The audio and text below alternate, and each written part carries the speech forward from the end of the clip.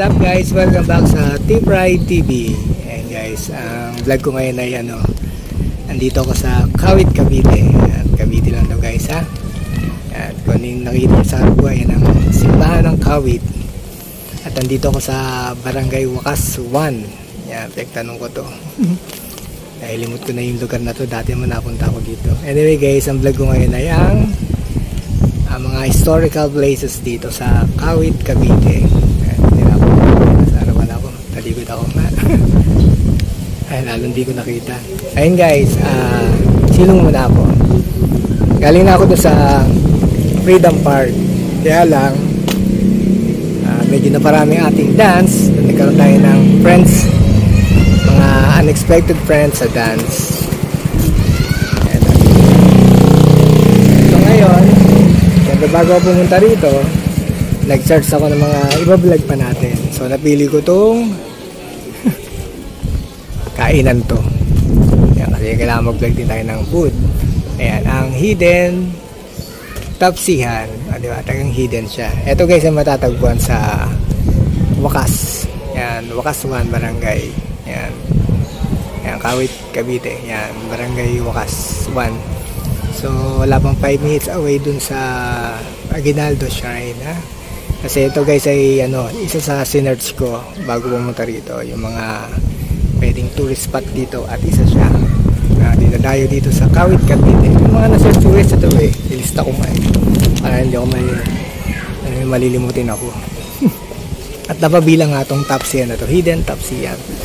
Ito guys yung mga sinerch ko, wala to basahin ko natin. Yan, Aguinaldo Shrine and Freedom Park. O yun na yun, yung bahay ni Aguinaldo at yung Freedom Park, yun nga yung medyo bagong gawa. Alam ko 1998 ginawa yun guys. At ang St. Mary Magdalene, at ayun nga, nakikita nyo ba sa malayo? Ayan, tandaan natin mamaya yan. Yan, number 3, the Pandayan Blacksmith. Alam ko ito yung mga sinaunang gumagawa ng mga tawag dito. Alam ko ba yun? Ginagamit pa ng mga katubanero nun daw. Basta ko. Yan. 4, Battle of Binakayan Monument. Yan, banda to sa island ko. Siguro dyan ako mag-ending mamaya. 5, Emilio Aguinaldo Shrine and Museum. Ayun na rin yun. Kasama ko lang sa museum na si Aguinaldo doon. Emilio Aguinaldo. Tapos ito nga yung 6 Hidden Tapsihan. So ito syempre dito ko napiling kumain at iba-vlog ko na rin. So, 7 ay General Baldomero Shrine. General Baldomero Aguinaldo Shrine. Bandang Binakayan daw to. Pero part pa rin naman daw ng Kawit yun. Yun guys. Pero sinabi ko na rin. At ang pang-8 ay Irasan Saltern. Ito yung mga asinan yan. Anyway guys, at ito nga, ayan dito ako sa Tapsihan. Balik tayo. Ito ang vlog ko ngayon. Ito ay matatagpuan ang Hidden Tapsihan sa Barangay Wakas 1. Ulitin ko ha. Madali naman pagtanong. Ayan. Kaya na medyo hidden talaga siya. Kasi ayan, yung papasukan nyo. At doon kayo galing sa St. Mary. Ayan. Tapos ang mga brands nito ay mamaya ako nasasabihin dahil ako ay order na yung mga specialty nila guys ha. Doon na tayo mag-usap naman.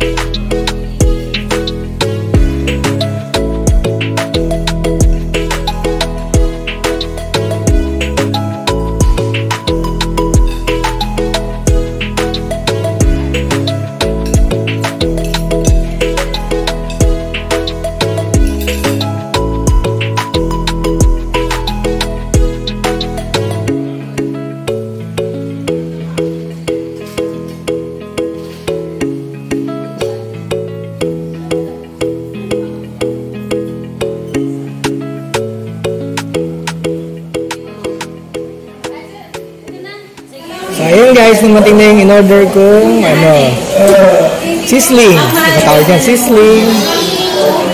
Sizzling sisig. Isa din daw sa mabenta to. Dapat guys, order din ako ng tapa. I-take out ko. Tapsilog. Yun. Tapsilog nila ay 135. Kaya lang, dahil nga mabenta, nag-ubos ka agad. So, ngayon, nakakainin lang natin ay sisig. Ayan. Ayan. Sizzling sisig. Yan, isa din sa magbenta. Ayan. Nilagay ko ng mango nectarine at saka nature spring na mineral. Bago tayo bumalik sa Aguinaldo Shrine. As guys, bago kumain, ang itong hidden taps yan ay tatlo ang brands nito ha. I-shoutout natin yan. Unahin natin syempre itong Barangay Wakas. Sa Barangay Wakas, ayan, madali makita, nakakita ko guys ha. Basta yung Aguinaldo Shrine, wala pa 5 minutes away, tanong nyo lang, papunta rito.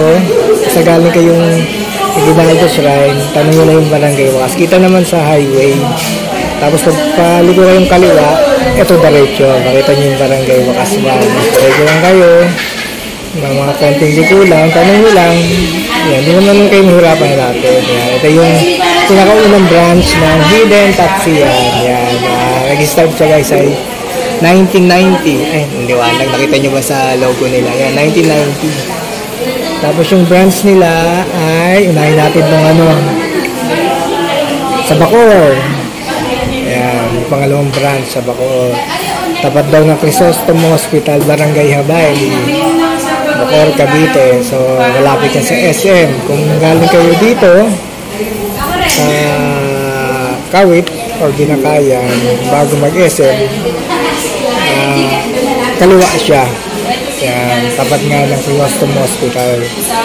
Ayan yung pangalawang branch. Yung isang branch guys, siguro kung madaanan nyo to, Centennial Road, kung alam nyo yun. Yan, diretso nyo naman to. Kung Aguinaldo Shrine, hindi na ko dating Aguinaldo Shrine. Bago kayo dumating na Aguinaldo Shrine, meron itong makita nyo yung this way to Centennial Road. Yun yung daan papuntang bagong daan yan eh. Kaya matagal nang ginawa yan. Parang bypass. Yung pagandang daan ginawa para mas maluwag. Bagong kali papuntang Tahero. Ayan, Tansa. Yan. Makita daw siya sa tapat ng Lucky Hardware. Before Municipal ng Kawit. Ayan, yan. Madali nyo makita. Landmark Municipal ng Kawit. Yung bagong munisipyo ng Kawit. Hindi ko pa siya nakikita. Yan. From dito yun guys sa Kawit nga din sa Aguinaldo Shrine. Yan. So yun guys, kakain na ako ha.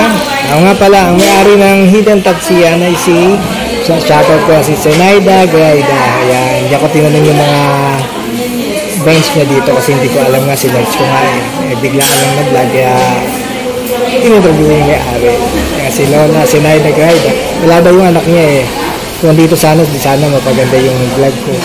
Mas maraming idea ako masishare sa inyo about dito sa Hidden Taps yan. Guys, kain na ako. So, ito yung kakainin ko ha. Sisig. So, ayun guys. Tapos ko lang kumain at hindi ko naubos ang sizzling sisig nila. Kasi sobrang dami. Ang price nito guys ay 175. Tinawa kung tama ako. 175 guys ha. Tapos yung extra rice ay 20 kasi walang rice yung sisig nila na 175, walang rice. So, ayan, nakita nyo na, hindi ko kaya ubusin kasi mahina ako kumain. Saka medyo tagtag pa yung tiyan ko sa kakasayo nga. Ayan guys, bago ko ending yung vlog ko ay lalapit ko muna kayo sa price list. Ayan, price list ha, bago na siya. Ito importante ko eh. Isa sa importante yung price list.